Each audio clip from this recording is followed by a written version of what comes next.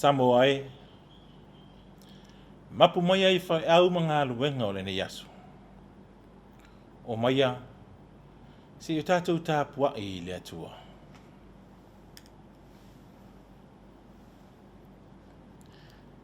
Pe a whai fo i ele anga i ate o tau ona au auna i le alii. I nā whiriwhiri ia o tau i le aso nei. Po ai tau te au auna iai. Po atua au auna iai o tau tamā.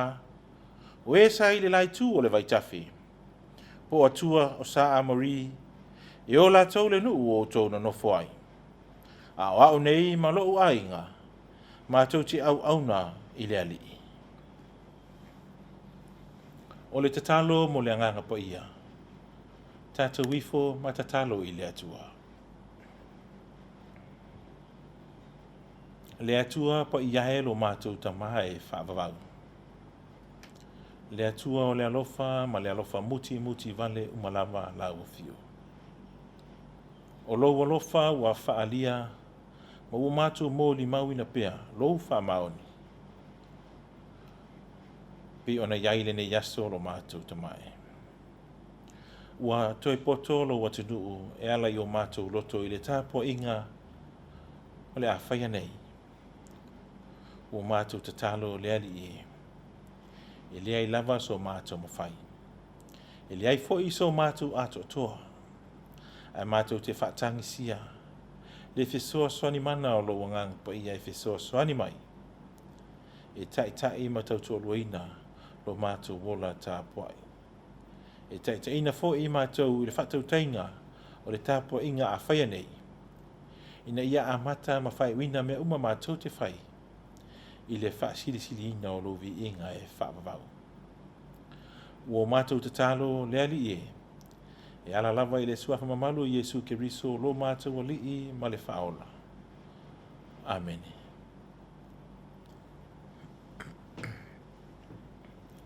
O le whaitawina o awhionga pa ia alo tātou atua. Tusi whiriwhilia mo le nei Afiafi. Ua maua mai lea i le whengainga tuai. Tusi ai o sua o na mata upu e lua se fulma le wha. O te whaitawina le whai upu e se fulma le wha. Se ia whaangata mai le whai upu e se fulma le fitu. I o sua o na mata upu e lua se fulma le wha. O te whaitawina mai le whai upu se fulma le wha. Se ia whaangata mai le whai upu se fulma le fitu. Whaafafonga ia o awhionga pa ia alo tātou atua. O le nei, ia o tau mā tatau i le alii. Ma au auna ia te ia ma le loto sao ma le wha maoni. A ia o tau tu e se ina o atua na au auna iaio o tau tamai le lai tu o le vaitafe. Ma ai kupito, ma ia o tau au auna i le alii. Pe awhai fo i le anga ia te o tau o na au auna i le alii. I nā whiriwhiri ia o tau i le aso nei. Po ai tau te au auna iai. Po atua na au auna iaio o tau tamā. O e sa i le lai tu o le vaitafe. Po atua o sa amori. E o la tau le nuu o tau na nofo ai. A o au nei ma lou a inga. Ma tau te au auna i le alii. O na tali mai ai leo le nuu o whaapea mai. Ia mamau lava ia te mātou. O no mātou tu ua o le alii. Ina ia au auna ia tua ese. A wā o le alii lo tātou o tua. O ia lava na ave ina e tātou. Ma o tātou tamā ai le nuu o ai kupito. O le mea sa nofo polonga ai. O ia fo ina whai ai tātou duma. O ia whai longa te tele. Mana leo mai ia te tātou i le ala uma na tātou ua mai ai. Manu uma na tātou ui mai ai. Ia whamanua mai le atua e ala i le whaitawina o ana awhionga pa ia. Ia whamanino atine mai pēlo na lava nganga upo ana awhionga e peono tātou whaitau ma whaalongolongo iai. Ia tū mau i le atua lona vi inga e whaafawau. Nei maa sooma. Amen.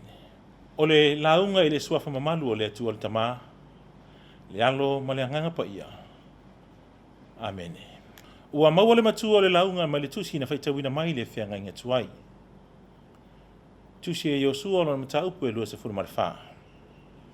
Ai ua o whaonga ina le fwoi upu e se fulu ma le lima e whai ma matua. whaafafonga o tito e whaitawina. Pe awhai fo i leanga i ate o tau ona au auna i le atua. I nā whiliwhilia o tau i le aso nei. Po ai tau te au auna iai. Po atua na au auna iai o tau tamā o e sai le lai tū o le vaitafe. Po atua o sa a mori e o la tau le nuu o tau no nofo ai. A o hau nei malu a inga. Ma tau te au auna i le ali. O le manatu au tū o le launga e whapea. Watatau o na whai se fuafuanga. Watatau o na whai se fuafuanga.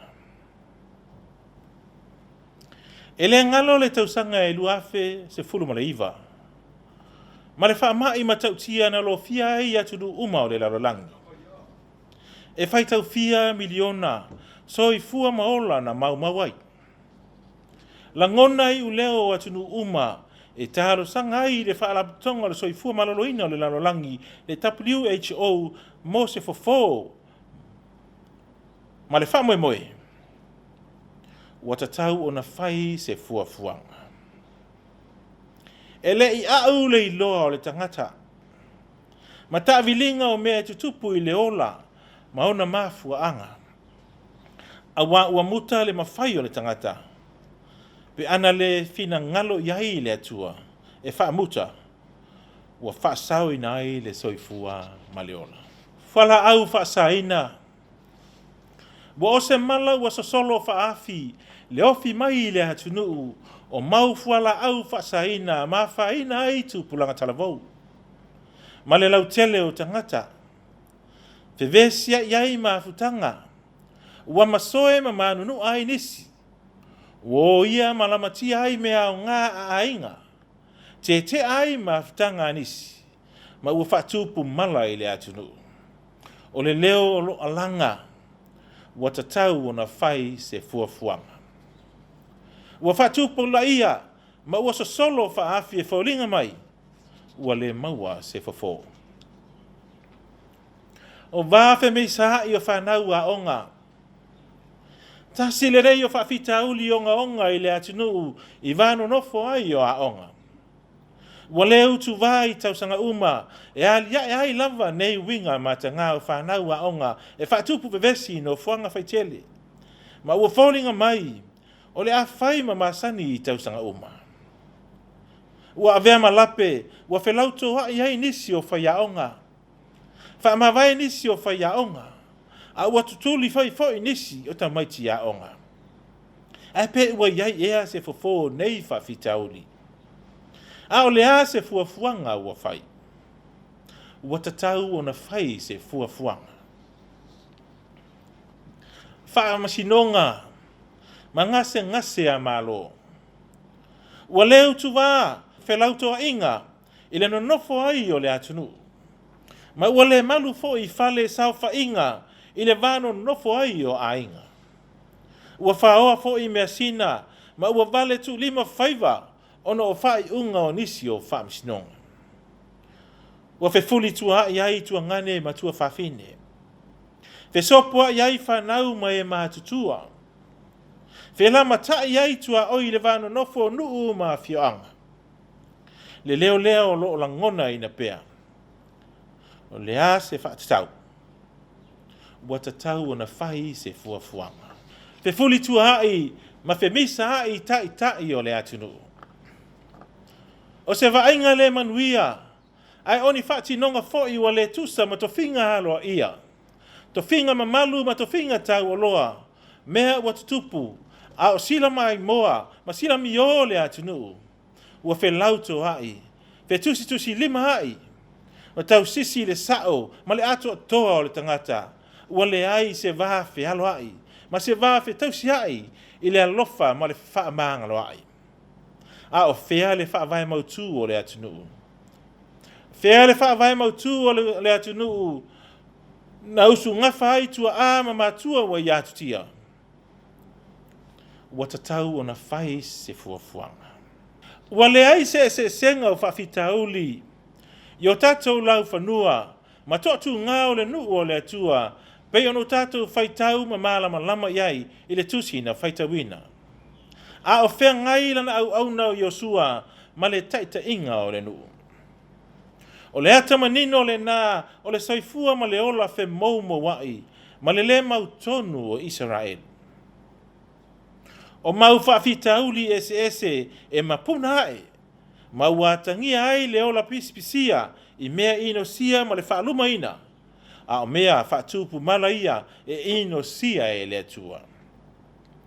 O le manatu o Yosua, o lea uai fale le matenga, a wa o le atua na whaapongai. O le atua fo'i na ia whaasopo ia mai. O le atua fo'i na ia whaatau nuu saunga le muai. Wata tau ai o na whaanofa fale le atua i loto ma manatu o lona nuu. Ai panga, wa ose ota o peopea le whaatalinga tuli, ma le nanau lava i le angasala. Le tai loto tele, ma le ola matau i lona atua. E le fefe ai e whai le whai unga e tatau ma talawhia ngai. E le popole foi i tala ma fōlinga tau wha matau o tangata. Ai tu lai ma le loto tele. Tau atu, whai lo atu, le matau tia ma le siri ese o le atua. A lona lofa, ma lona a aho tai, na ia lavea ina mai ai lona nuu, mai le mea sa nofo polonga ai. Ma ia whaatau nuu ana polo inga, pe ono lata wosi whia ngai, ma au ngā tamā o Israel. Le winga moni lea o le manatu au tū, uatatau o na whai se fuafuanga. A o le fuafuanga poto ma le lelei, e whaavae i le ola whaatuatua. E tū mau ma loto mau, e tau tua ma tau sisi pea. I le tanga vai o le whaamaoni, e whai ai le fina ngalo o le atua. Ai whaatuatua nai, ma natu o tangata. O le manatu o Yosua, o le ifo i tupua, ma muli i atua whaapau. Winga sili ia ona ino sia e le atua. A o toa tu ngā ia, na to ele ai o latu tua a mamatua. O e na le lai tu o le vaitafe. A o lea foi, wata ata mai o na ala, ma whaapipi i le nuu, e fia soli foi iai. A whai wa le whaaola ina se tasi, o nā aunga tūpulanga anga sala ma le murilua. A o lea foi, wata ina iai loto le talu fou. Wata tau o na whai se suinga. Ma ua tatau foi, o na whai se fuafuanga tatau. O le ala whinau malosi leo i Yosua, le tai, e pei o le foi upu a whai mamatua. Pe a whai foi e le anga i a te o tou, o na au auna i le alii. E nā whirifiri ia o tou i le aso nei, po o ai tou te au auna i ai.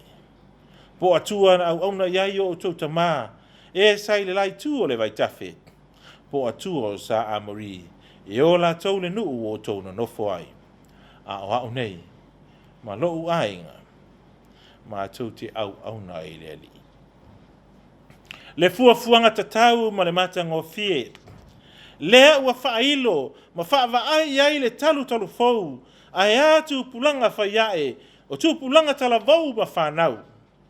Le tai lo tutele, ma finau, ina ia avea tupulanga tutupuae, o lona nuu, o ni tupulanga e ola wha mamaina, ma wha pa ina, a o ni tupulanga talavou e ola mata tau, ma wha sili le tua, i o lato loto mamanatu. O le afuanga lea, o le luma nai manuia o ainga, luma nai manuia o nuu, manui ai le atinu o mai kalesia. O fuafuanga tatau e whaavae, ina ua nofa tupu le atua i le loto ma le mawhawhau, e fi nau ai ma le loto tele, a wai au le atua ma i tato. Samoa ai le atu nu pele. Le ase fuafuanga ua whaataatia, mo le savalinga whaatu tua i le nei tausanga. A whai e te le tapena, watatau o na whai se fuafuanga. Le wha malosi ma le tua lalo i Yosua i lona nuu. o se wha manatu ta ua lea o le whiau o le tala le lei mo i tātou. E ta pena ai lo tātou wola whatuatua. Ina ia mausa li lo tātou tali atu i whawhita uli o le ala. Ua sasao Afiafi, a wala le tia Apollo e se ngia ai lo tātou wola tau mawhai atu i le atua. E au ai ona ta pena ma sauni i teimi uma. Ai aua fo'i ne o tātou ngau wai ngō fie i le whato sina mai o le tia Apollo ma ana au. Ua tātou iai nei vai tau leanga. I le mau whawhita uli e se watutupu, ma whaina ai o tātou lau whanua o le sio manga o ainga, nuu le atu nuu male ka le sia. Ai a le vano nofo mātua ma whanau. Ua leto e alo fia, i le malosi o whao so songa le tia Apollo. Ua tatau ai o na wha mautu se fuafuanga. A o se fuafuanga mautu, ia wha vai le atua, ina ua tātou mo moli le atua i le whatuatua, tu mau i le wha maoni. O le loto mau, ma le loto tele o Yesua, le tai au, o le nuu o Israelu, na wha vai le malosi o na whatuatua i lona atua. A o le atua, na Tapuaiga, ma tautua iai au ngata mao Israelu, na o lato wosi fiangainga, o le a fai Israelu ma ona nu.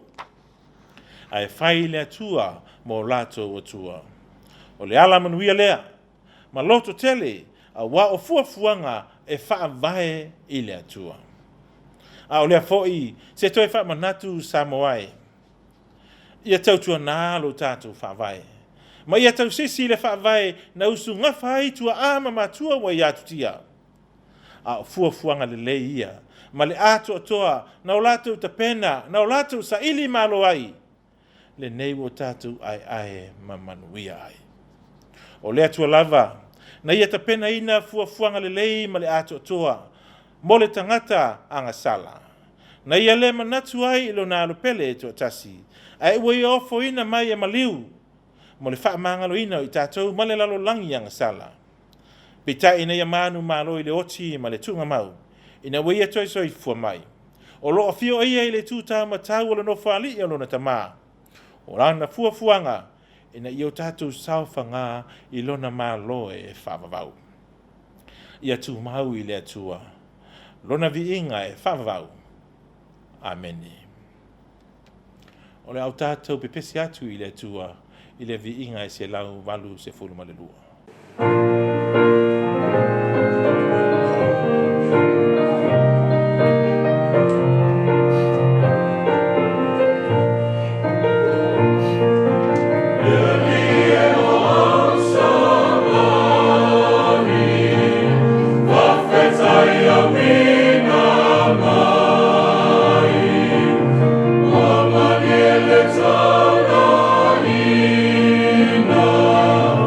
Oh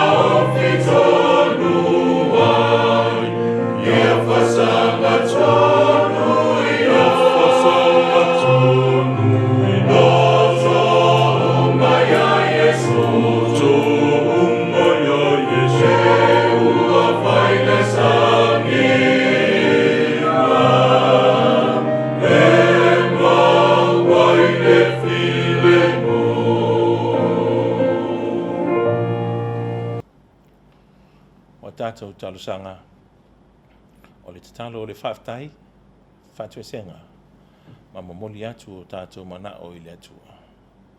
Tātou wifo ma tatalo i le atua. E pa ia, e mamalu, e sili e se lava la ua fio le atua o au. Awa o le atua malosi, o le atua rofo fongia, o le atua whaivavenga la ua fio. O le ofo fongia ma le mamana lea o ngā luenga la ua fio. O mato mōli mawina e lo watunuu, o e pei ona yaile ne yaso ma ona whātautainga. A o le loto whaafitai, e vivi ia e ai o mato tangata o lo watunuu, ma tau pea lo mamalu ma lo siri ese, a o lo walofa ua tele pea lea mo lo watunuu o Samoa. Whaafitai lo mato utua, i lo a au tae malu a au la veai, ua whaasopo li ai, whaalawe tutupu, i le ne yaso mo na whaatinonga. Whaafitai, i le taitainga manga o loa nganga, a o iai Samoa i ona whaatinonga ese i whaiva ma tiute. Whaafitai, a wasa tai malanga la ua fio, sa onga tutonu ma tai muli, le nei ua tau manu iai, iavi ia ma whaamanuina, le suafa ma malu o la ua fio. E ese whaiva sa whianga iai lo watinu. I ona whaatinonga pe ona iai le ne yaso. Ua le ngata i le malo. I ona whaiva ma whaatautainga. Ia ea fo i le fono usu a le pāle mene o lo watinu. Ia e whaatinonga ese o whaululunga o matanga ruenga ma whaalapu tonga. A o whaiva ia lo mātou tua mātou te taritonu. Ana le se inoa la ua fio, i le mafuta ma whaatasi mai, e le tau i le manuia whaamoe moenga uma. A e fo i whanua whaatautainga a lau e ka le sia i ona whaiva matiuti, i o mātou tai se i o lawa i tangata lotu. Whaafitai tele lo mātou tua, i lau whesoa swani, i le taita inga o le soi fua maleola, ua tau manu ai whaamoemoenga ma whaatataunga o le ni aso. Ia ai a tangata taito tasi, o company ma pisinisi la iti, vi ia ma whaafitai a la ua fio, a ua tau manu ia mea uma, sao mātou mana tu natu ma whaamoemoi ai. Ia ai a lo mātou wola whaongaina, whaafitai tele lo mātou atua. Ua ai fo i whanua whaatautainga, be ona whianga iai, ia male lau tele o le atinu, o e sa ngalue ina le vao matua ma le ele. Whaafitai lo mātou tamaa, a wa e whaaina o lātou whaiva i le yaso. E whapea fo i lātou sao lātou iai i le ngata i whale ma le sami. Vi ia la ufio, i taita inga lo nganga e malutia ma leo ina ai le so i fua ma leola. Whaafitai tele, mātou te taritonu fōi, ia o lunga o le vasa ma lunga o le vani munimo, na uia fōi, e nisi o lo watinu, ai whaafitai, a ua tau manuia, i li whesoa soani mai o la ufio. E vi ia ma whaafitai a la ufio lo mātou utua, i lo wanga le lei whaasoa i le so i fua ma le ola o lo watinu. A o au mea lofa ua whaalia, ua whaatu muli ai le tangata, ma ua whaonga ina ai ma le loto whaafitai. Ma vivi ia e tau lo mamalu ma lo sisi ese, a o le anganga o le whaafitai, ia e mātou lea. Ina ia tu mau le vi inga i lau o fiolo mātou atua, ono o au whaamanianga ua sasaa ma le ringi mai. Whaafitai tele lo mātou atua, i lau tamau a inga uala ese, i le tino, i le mawhauwhau, ma le anganga, ua wha tamau a ina ai lau watunu, a o iai whaiva ese o le ne yaso. Whaafitai lo mātou tamā pa ia, ona o aua fionga pa ia pe ono mātou whaita wina. O aua fionga ele uma lona tā ua ma le au ngai lo mātou wola sa ili i lau fio, ia mal mātou sāwalinga whale whātua tua. Whaafitai a wā o le malama lea i o mātou wala, mātou te sāwa vali ai ma le mautinoa. Ina ua e a o mai ma o ai mai. e whaatonu mai ma whaapoto I mātou, I le ame o tonu o la wafio. Mātou te whaatai a la wafio. Ona o lo wanganga pa ia, o lo mātou whesoa soani sili lo mātou tua. O lo wanganga ua whai ma whesoa soani ia I mātou, I taimi uma o lo mātou wola. E wha ma ite mai lo mātou wola tau ma whai.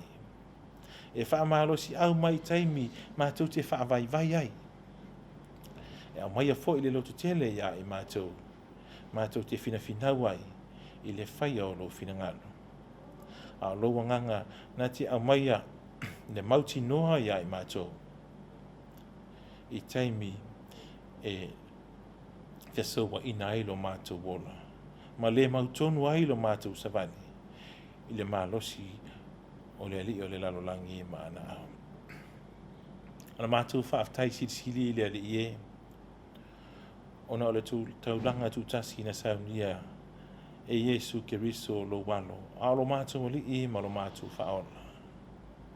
E iau foina mai e ia o ia lava. E whai ai ma taulanga.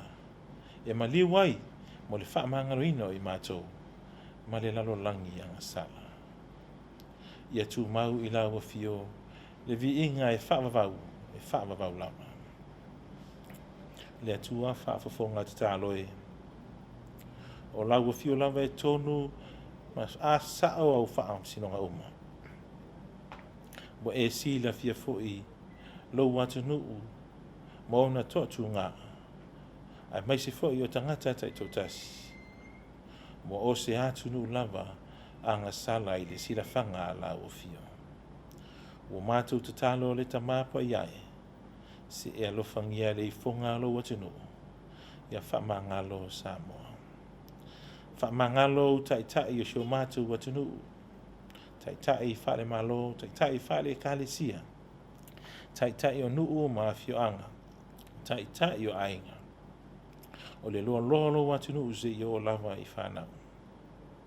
O a mātou whaatinonga I le ne yaso, le aise mea lilo le sila whangahati o la o fio. E ela lava le whaatatau o le tangata. Malona nau I mea e le tusa ma le whina ngalo o la o fio.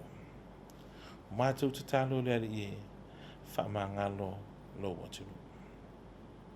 Tele fo I o taimi, mātou te whaatuatua na ia I la o fio ma lo whina ngalo, ai whaia lava o mātou loto. Ma o mātou pā uai I le anga sala. O mātou te talo le ali e, se e alofangia whaama ngalo lo watinu. A le toto lava o Yesu Keriso. Lo mātou ali e ma lo mātou whaala, o mātou te talo ai le ali e. Ina ia si sau ina ai lo mātou, ele lea ma le palapalao lo watinu. E ma ngalo ai I mātou. A o mai pēa lo wanganga. Ina ia I loa e Samoa. O na fuli tua mai le leanga. Ma leanga sala. Ai fo I atu I laua fio I le sala mo wha maoni. Ma le whatua tua. I le whaia o lo finangano. Ai awa lava le whaia o mātou lotu. Le atua o whaamanianga. Laua fio.